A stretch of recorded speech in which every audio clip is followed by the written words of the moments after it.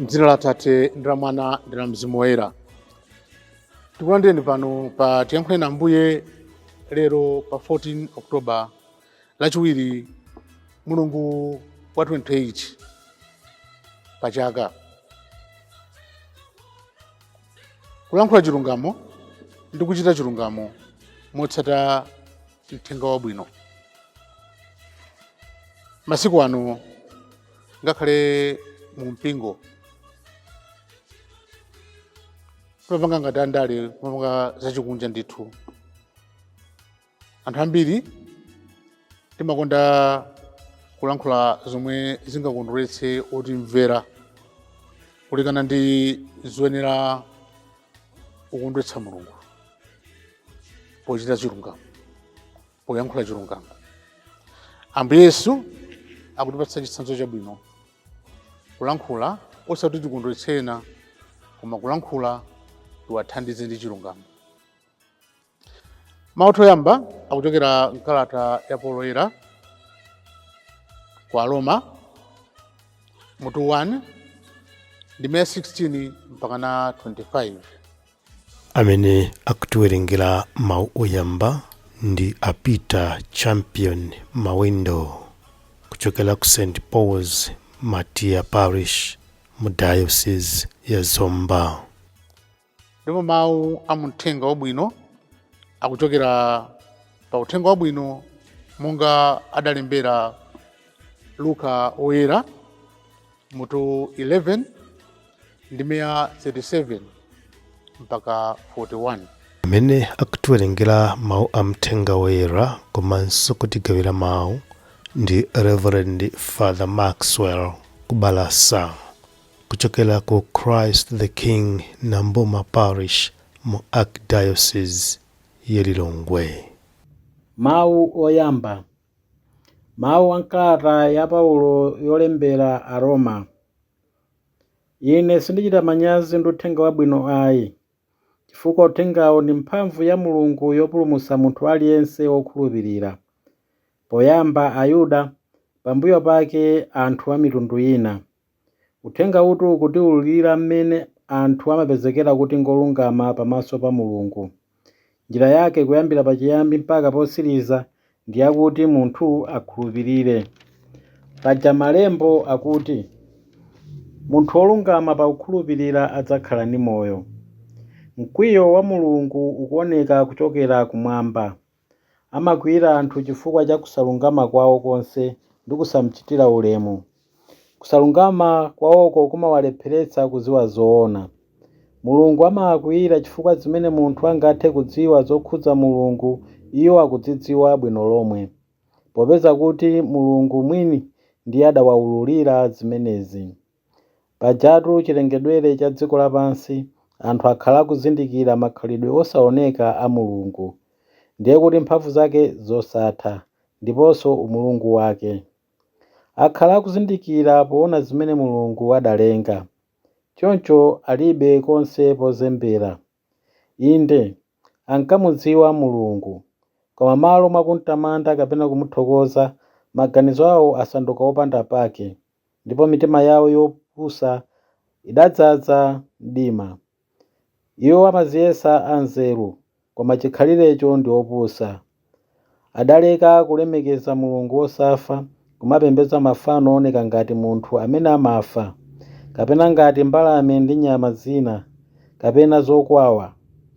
N'chifukwa chake Mulungu adawasiya kuti azingochita zonyansa zimene mitima yawo inkalakalaka, mpaka kunyazitsa matupi awo.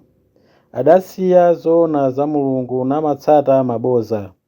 Adayamba kupembedza ndi kutumikira zolengedwa m'malo mwa kupembedza ndi kutumikira Mlengi mwini, amene ali woyenera kumulemekeza mpaka muyaya. Amen. Mawu a Ambuye. Tithokoze Mulungu. Ambuye akhale nanu. Mawu a muthenga woyera monga adalembera Luka oyera.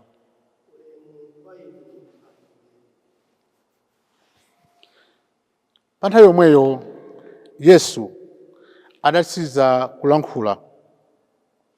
Wina wa gulu la Afarisi adamuyitana kuti akadye naye. Tsono Yesu adalowa m'nyumba nakhala podyera. Mfarisiyo adadabwa poona kuti Yesu wayamba kudya osatsata mwambo wawo wakasambidwe kam'manja. Koma Ambuye adamuwuza kuti, inu Afarisi mmatsuka kunja kwa chikho ndi mbale, koma mkati ndinu odzaza ndi zonyenga ndi zankhanza. Ndinu anthu opusa. Kodi Mulungu amene adapanga zakunja si yemweyo adapanga zamkati? Popereka zachifundo kwa amphawi muzipereka zimene zili mkati, ndiye pamenepo zanu zonse zidzakhala zoyera. Mthenga wa Ambuye.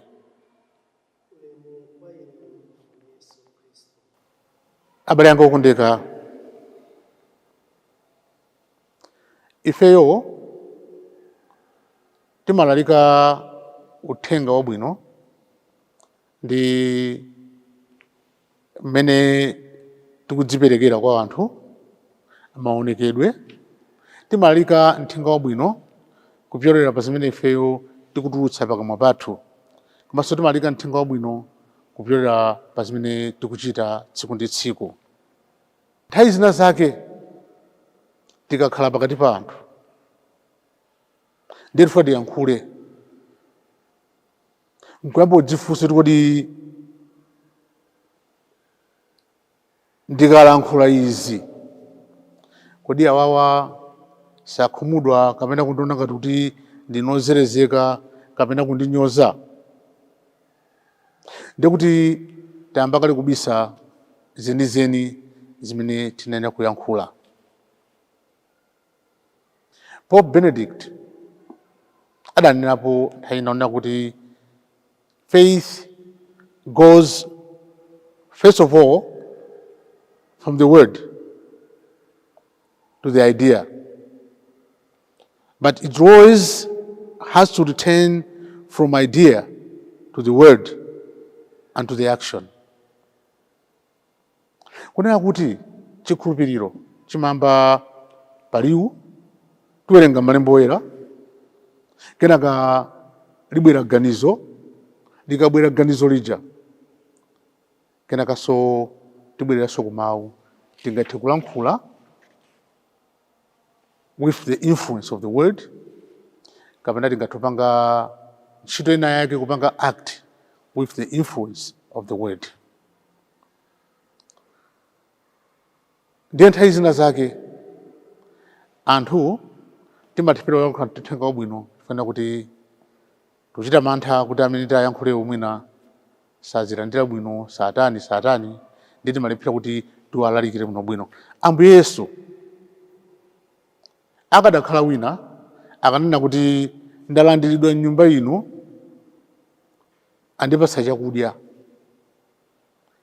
andidandaula kuti sindasambe, tidziona kuti sudali kumveyayi, koma amene kusamba kwa miyambo imene amafuna azitsatira pa Chiyuda pawo, akuluakulu a Chiyuda. Tikakamba za hygiene, Ambuye Yesu adasamba bwino. Ndiye pano Ambuye Yesu sadalabade kuna kuti ali m'nyumba mwa mwini, adamulangiza mwiniyo bwinobwino kuti ayi ili sikhalidwe. Zenizeni ndi izi nchimene Ambuye Yesu akuchita. Akunena zoona zake zenizeni kuti mungosamala zinthu zing'ono zosafunikira zakudya kabe, koma thima lenileni la chinthucho simulisamalayi.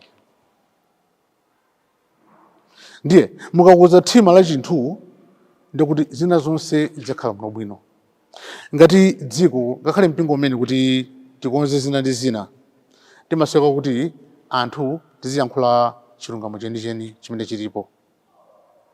Ineyo ndamvapo akhristu ena kukhala pafupi ndi bishop kucheza naye, kumunamiza, osamuza chilungamo. Aya, ine ndakumana ndi Ambuye ndi ndinafuna nina zakuti ndi naona ngati kuti munake ndingakhumudwitse ndi mwina muzitinenerapo. Bwanji nuyo mwayi umene munaupeza uja osanena chilungamo chenicheni, mwauza zimene mugezo ziwasangalatsa. Tusiyana chani ndi andale mu mpingo. Zinachitika kupalishi kunena kuti kudali ulimbitso, ndiye nauza Khristu na kuti tili ndi ulimbitso tsiku lakutera kuti. Ndiyo polingalira na kuti ulimbitso amabwera ndi episkopi udzapereka, anangoyamba yokha kumamemana yayi 3 days before tikapite ku nyumba ya nsembe tikakonzeko bwinobwino kuti Ambuye akapeze kuli bwinobwino. Yesu nayankhule ndimango ayang'ana, koma nafunsa tsiku lomaliza na kuti mukonza kunoko ife timakhala chaka chathunthu simukonzako. Ndiye mukonza kuti Ambuye adzaone ngati mmatisamala bwinobwino kumakhala bwinobwino. Chiphamaso ichi. Izi simunena Khristu okhayi, ngakhale ifeyo ansembe amene tingatukhala ndi chiphamaso kwa bishopu nzotheka. Chiphamaso chingathandize kusintha zinthu ayi. Ndi bwino kuchita chilungamo monga mmene Ambuye Yesu akunenera, kuwauza ene yake nyumba vuto limene ali nalo, choyenera kukonza nchani, kuwafotokozera bwinobwino. Ichitu sudali nyozo ayi, chinali chikondi, love of Christ, yofunana kuti amene wamulandira nyumba mwake asinthe, kuti nayenso alandire moyo osatha.